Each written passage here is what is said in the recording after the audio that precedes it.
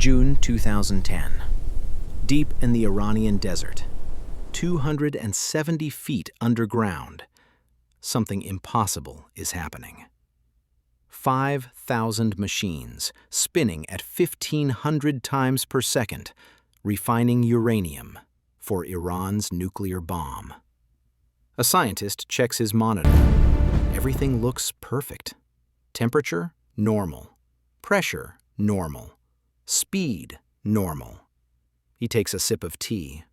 Another normal day. Then, machine 482 starts shaking. The scientist looks up. His screen still says everything is normal, but the sound is wrong. Machine 482 spins faster and faster and faster. The scientist runs toward it, but he's too late. Machine 482 explodes. Then 483. Then 484. The scientist hits the emergency shutdown. Nothing happens. He tries to override the system. Nothing. The computers won't listen. Machine after machine after machine, tearing themselves apart. In 20 minutes, 1,000 machines are destroyed. When the smoke clears, the Iranians search for the bomb, the missile, the saboteur. They find nothing. No explosive residue, no breach in security, no intruder. Nothing was stolen. Nobody broke in. Because the weapon wasn't a bomb. It was code, hidden in their computers for over a year, waiting, watching, learning. And when it finally attacked, it made the computers lie. So the scientists saw everything is normal while their facility was being destroyed. How did it get there? Someone plugged in a USB drive. That's it, one USB drive. And Iran's nuclear program was set back 5 years. This weapon had no name. No country claimed it. It shouldn't exist. But it does. And it changed warfare forever. This is the story of Stuxnet, the cyber weapon that proves World War III won't be fought with bombs. It'll be fought with code. This is Unpatched.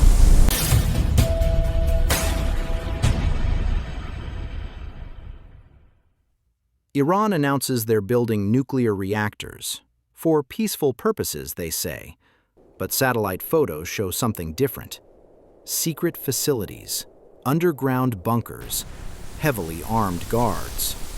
The United States has a problem. Iran is building a nuclear bomb. And they're getting close. Intelligence says 2 years, maybe less.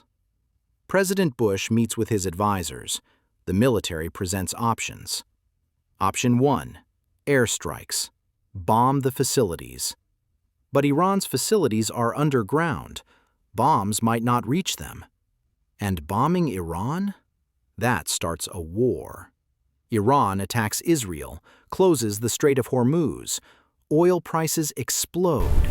Thousands die. Option 2, do nothing. Let Iran get the bomb. A nuclear-armed Iran, threatening Israel, threatening the entire Middle East. Unacceptable. Then someone suggests option 3, something that's never been done before. Build a weapon that doesn't exist. A cyber weapon. No bombs, no invasion, no war. Just code. Code that can destroy machines. The target? Natanz, Iran's main uranium enrichment facility. 270 feet underground, surrounded by concrete walls, protected by anti-aircraft missiles, guarded by Iranian military, and completely isolated. No internet connection, no phone lines, no wireless signals. Impossible to hack remotely. So the mission becomes Get a weapon into a facility with no network connection. Make it destroy specific machines without being detected. Leave no evidence. And make sure no one ever knows who did it. The NSA partners with Israel. Israeli intelligence has operatives inside Iran. They have the access. America has the technology. Together, they start building a weapon the world has never seen. 2 years later, Tehran, Iran. A contractor drives to work. He works for a company that services Natanz, does maintenance, installs updates. Ordinary work. He's done it for years. Nobody notices when he meets someone at a cafe. A brief conversation. An envelope slides across the table. Inside, $50,000 and a USB drive. The next day, he drives to Natanz. The USB drive is in his pocket. He goes through security, metal detector, ID check, bag search. Nobody checks the USB drive. Why would they? He uses USB drives every day for his work. He takes the elevator down, 270 feet, into the centrifuge halls. He sits at a computer, an administrative computer that connects to the facility network. His hand shakes. This is treason. If he's caught, he'll be executed. But $50,000? That's more money than he'll make in 10 years. He plugs it in. A window appears. Installing driver. The code spreads. Silently, invisibly, through the administrative network, into the control systems, into the centrifuge controllers. In 30 seconds, it's everywhere. He removes the drive, walks away, goes home, counts his money, and tries not to think about what he just did.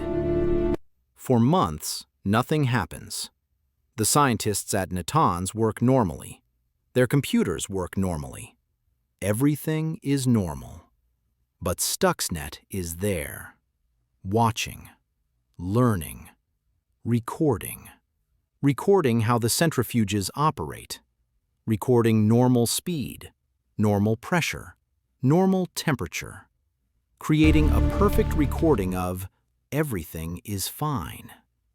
It waits for 13 months, learning every detail of the facility. And then, in June 2010, it decides it knows enough, and it attacks. But how does code destroy a machine? Stay with me. The centrifuges at Natanz spin at 90,000 RPM. That's 1,500 rotations per second. They're incredibly fragile. Spin them too fast, they explode. Spin them too slow, the uranium doesn't separate. Change speed too quickly, the stress tears them apart. They're designed to spin at exactly the right speed. Always.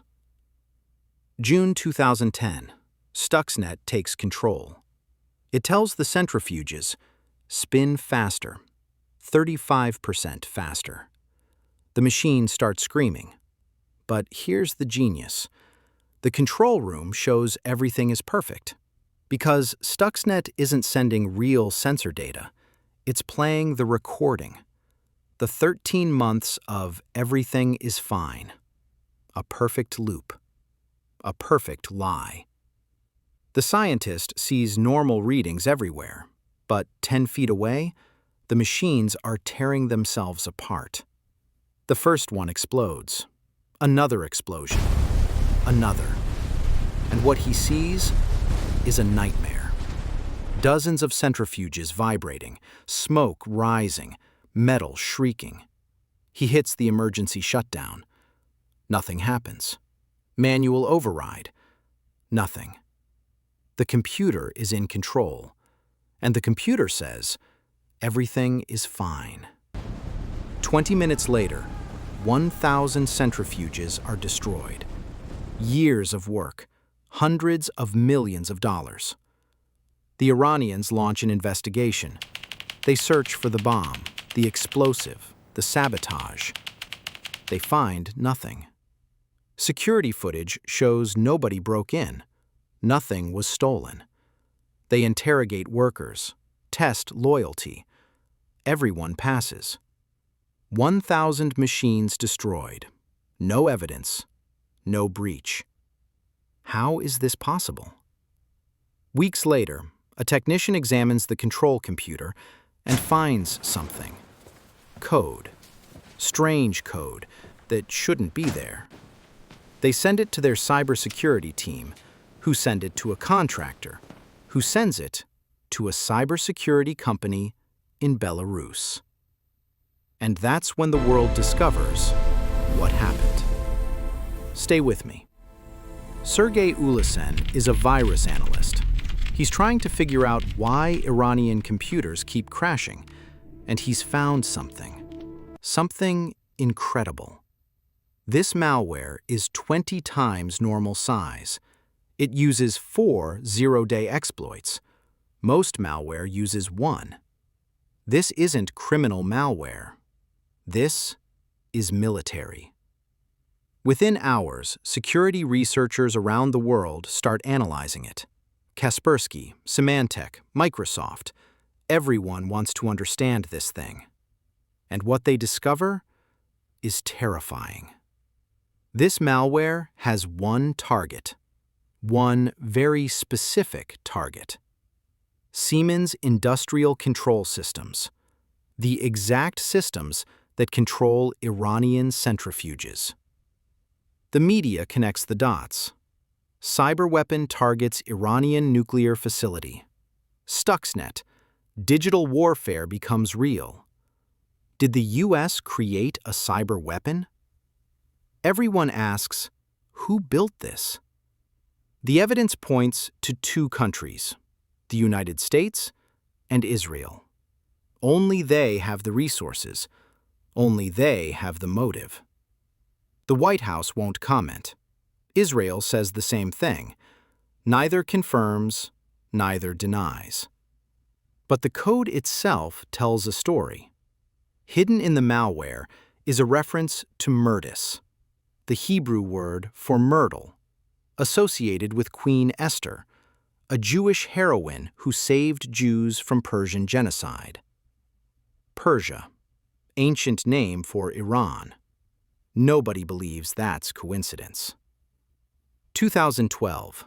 President Obama is asked about Stuxnet. He doesn't confirm it, but he doesn't deny it either. He just smiles and changes the subject. That smile told the world everything. Stuxnet changed everything. Before Stuxnet, cyber weapons were theoretical. After Stuxnet, every nation wanted one. Because Stuxnet proved something. You can destroy infrastructure without firing a shot.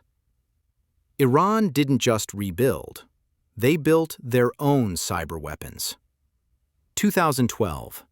35,000 Saudi computers destroyed. 2013. American banks taken offline for weeks. Revenge for Stuxnet. Today, Stuxnet's code is public. Anyone can study it, learn from it. And the infrastructure it targeted? It's everywhere.